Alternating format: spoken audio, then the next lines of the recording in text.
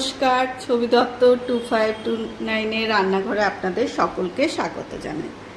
আজকে বানাবো গন্ধরাজ ভাপা রুই। গন্ধরাজ ভাপা রুই বানাতে লাগছে রুই মাছ।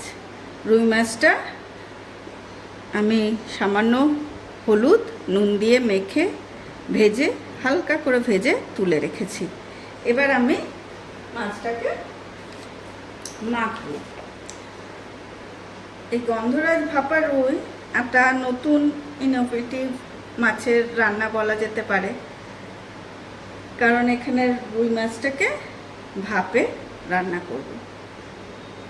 এই জিনিসটাকে বা এই রান্নাটাকে অন্য ভাপা রেসিপি থেকে আলাদা করা যায় কি কারণে? না, গন্ধরাজ লেবুর রস অবশ্যই।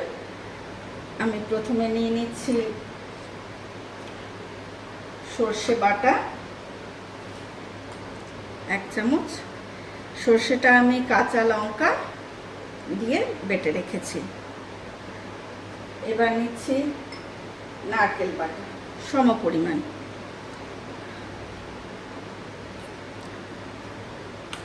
সর্ষে কাঁচা লঙ্কা বাটা আর নারকেল বাটা।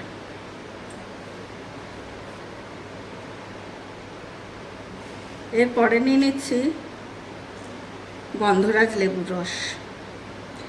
গন্ধরাজ লেবু মানে রাজকীয় সুগন্ধ। এই লেবুর তীব্র অথচ নরম সুগন্ধ, যা খেলে বারবার রান্না করে খেতে ইচ্ছা করবে। এই গন্ধরাজ লেবুর রস ম্যাজিকের মতো কাজ করে, জানেন তো। 1 চামচ দিলাম পুরো রান্নাটায়, সেটা একটা অন্য মাত্রায় নিয়ে যাবে। এরপরে আমি দেব পরিমাণ মতো বা স্বাদ মতো লবণ। যেহেতু মাছটা আমি লবণ দেওয়া আছে, আমি মশলাটার জন্যই লবণটা দিলাম। এরপর দিচ্ছি সামান্য একটু হলুদ, কারণ হলুদের গন্ধটা আবার নাহলে চলে আসবে। গন্ধরাজ লেবুর যে গন্ধ সেটা আসবে না, জন্য সামান্য। আর দিয়ে দিচ্ছি 2-4 দানা চিনি। দেব পরিমাণ মতো কাঁচা তেল।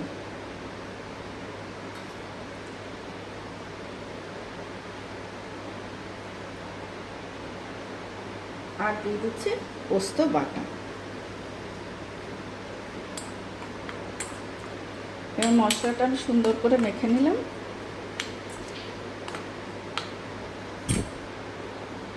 এবার একটু গন্ধরাজ লেবুর রস, তো আগে দিয়েছি গন্ধরাজ লেবুর খোসা।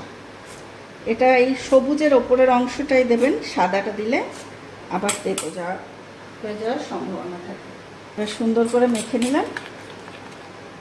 এর মধ্যে আমি মাছের পিস দুটো দিয়ে দেবো।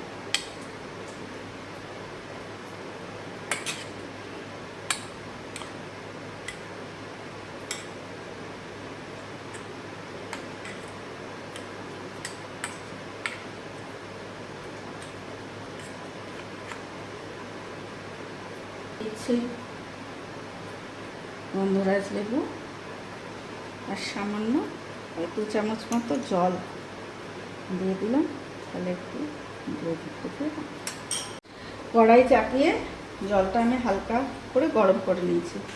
এবার আমি বাটিটা চাপিয়ে দিলাম, উপর থেকে সামান্য একটু তেল দিলাম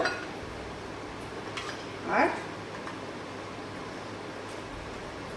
এবার ঢাকা দিয়ে দেবো। মাছটা যেহেতু ভাজাই আছে, দেখি 10 মিনিট মতো সময়ের মধ্যে আশা করছি হয়ে যাবে। চলুন দেখে নেওয়া যাক কি অবস্থায় আছে। বাহ, সুন্দর ফুটছে।